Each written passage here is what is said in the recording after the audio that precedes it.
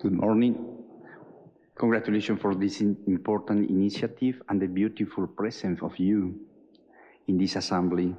Thank you to accept the invitation. Thank you to coming to the Vatican. This is your home. Welcome. I would like to share with you some ideas from the Pope's message for the World Communication Day. There are many questions that arise with the almost omnipresent appearance of artificial intelligence, and everyone, in some way, talk about it. And at times it seems that everyone is a specialist and even a prophet. The deepest questions that we must really ask ourselves is whether we were ready, and if we are ready, to live our life in a reality that is changing the course of human history. In fact, this is not the first time we find ourselves in situations where, anthropologically speaking, human beings are questioned about their situation in the existential geography. Every time an important change has been introduced throughout history, the position of the human person has had to readjust from the use of metal to force tools to the Copernican revolution. Everything has always required rethinking the presence of human being in reality. Today, we find ourselves in the same situation before a revolution that is so deep and important. The words of Pope Francis resonate loudly. We are not in an age of changes, but in a change of age. This leads us to enter to the first point of our reflection: anthropology and ethics. In his message, the Holy Father makes a statement that might go unnoticed, but is fundamental. Quote, "Like everything else that comes from the mind and hand of human person, algorithms are not neutral." In fact, it is very common to hear technology is neutral. It is neither good nor bad. It depends on how it is used. Nothing could be farther from the truth, because no technology is neutral. It is born from an intention and has a value scale that is embedded in it.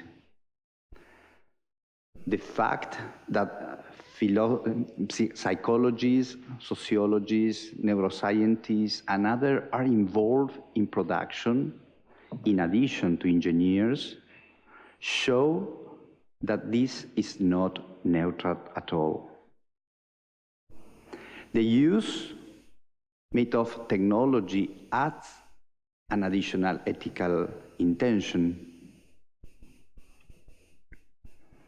But in any case, it is not born neutral and does not remain neutral.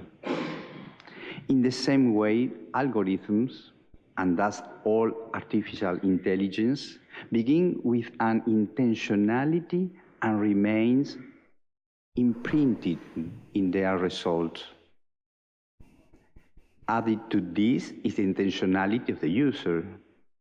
This can be seen clearly in the so-called biases, which are the a priori with which artificial intelligence operate.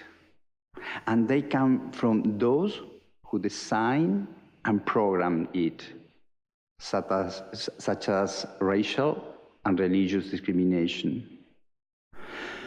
For this reason, when designing and building this system, it is important to start from a sound anthropology and work within an ethical framework that values the human person.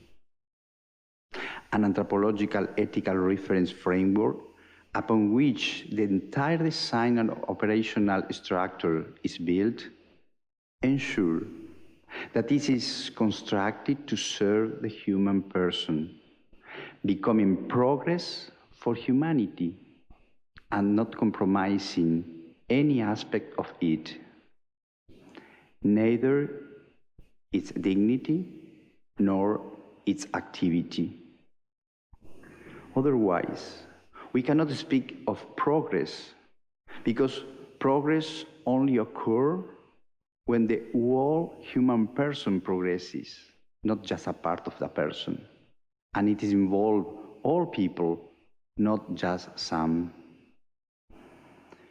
This becomes a great challenge because bringing values that emphasize the worth of human person into academic and business sphere prevent ethics from being seen as a moralization that delay change, research, development, and progress.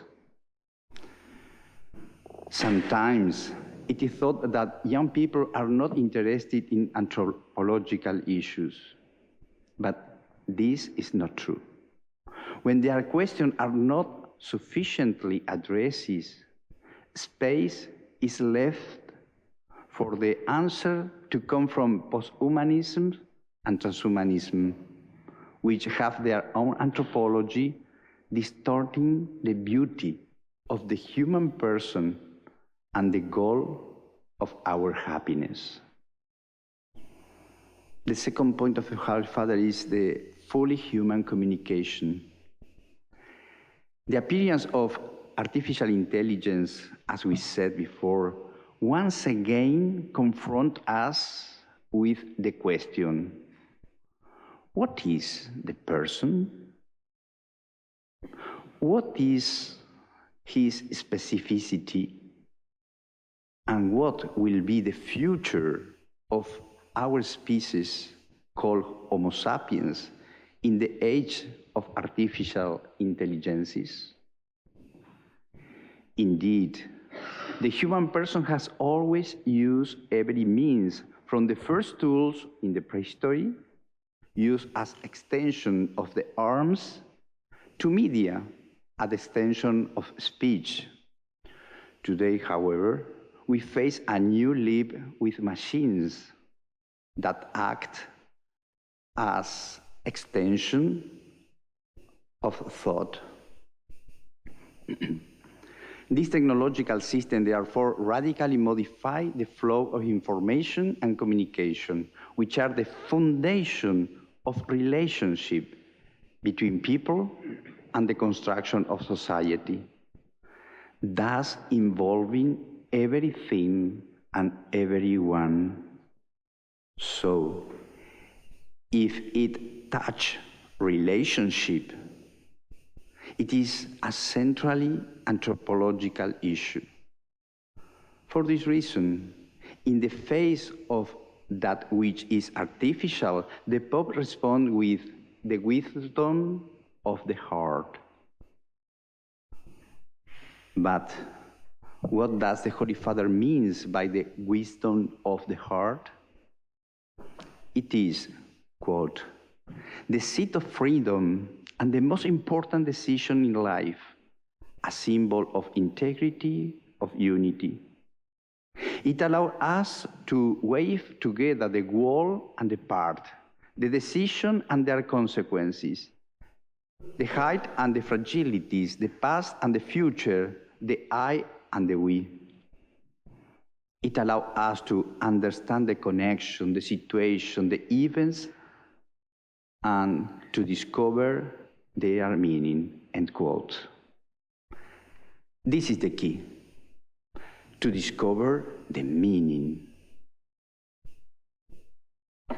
the Pope says, if, quote, machines certainly possess an immeasurably greater capacity than human person to store and relate data, it is up to human person, and only the human person, to decode the meaning.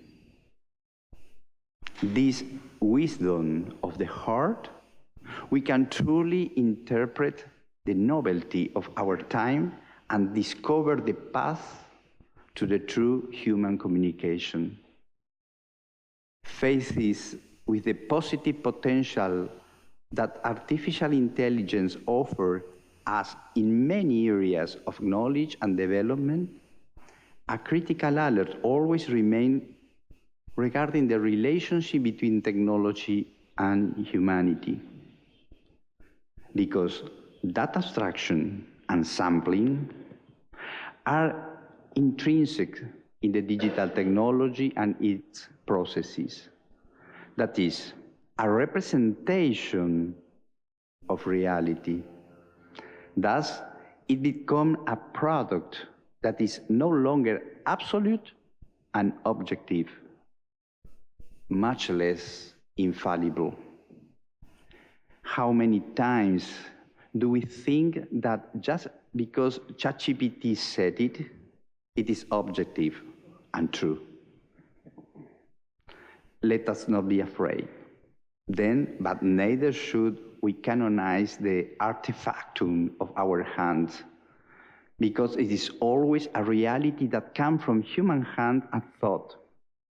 Thus, with all its power and greatness, but also with its limitation and smallness. Let us know how to manage this process. Let us master the cultural change with the values that make us human. Let us not waste time. Let us not lose history. Let us not lose freedom. If the historical process we are living through is great and beautiful, our response and responsibility in managing it must be equally great and beautiful. If we waver between slavery and freedom, conditioned thinking and the participation of all, the Pope tells us, quote, it is up to human person to decide whether to become food for algorithms or to nourish heart with freedom. Thank you, welcome, and good work.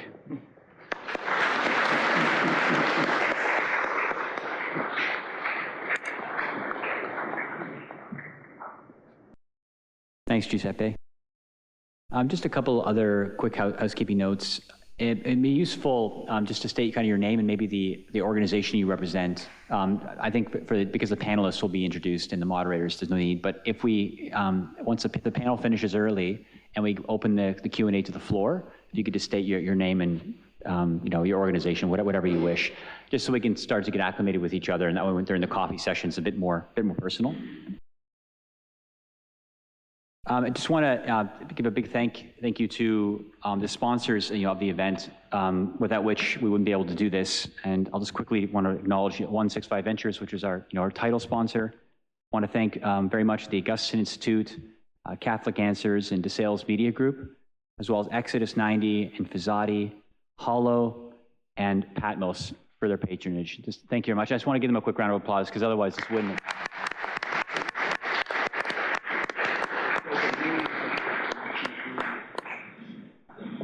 Also, I just want to thank those who completed the survey, and appreciate that. The information we received from that was very valuable, and that was shared with all the moderators. So I just want to thank you all for those who did take that. And some of the panel participants have changed. So and we'll make sure we introduce all the appropriate panelists beforehand, but just an FYI as far as the program goes. And I think that's it. I had an opening address talking a little bit about AI, but I thought Monsignor Lucio's words were excellent and on point, and I can't upstage the Holy Father. So I think we'll just roll on with the program. And so with that, I believe Father Michael is first up.